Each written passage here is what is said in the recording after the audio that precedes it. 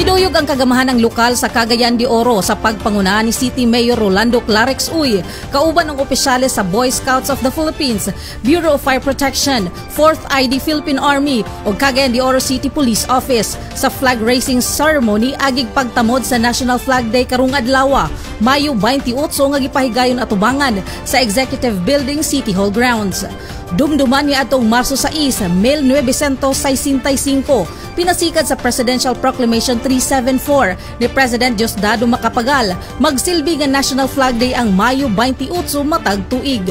Subay niini gipahigayon ang pagpakayab sa nasudnong bandila o gisundan sa sagrado nga pagretiro pinaagi sa pagsunog sa mga gi-turned over nga mga karaan, gisi, donot, kuspaw nga mga bandila nga nakasubay usab sa protocol nga nalatid sa Republic Act 8491 kon Flag and Heraldic Code of the Philippines aron malikayan ang sayop nga paggamit ug pagpasipala sa nasudnong bandila. Ang maong kalihukan gipaluyuhan sa City Museum, City Tourism and Cultural Affairs Office, City Mayor's Office ug City Administrator's Office.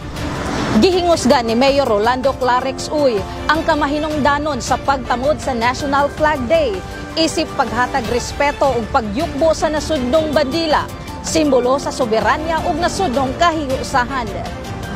Kini si Archie Pagayaman alang sa City Hall News Updates.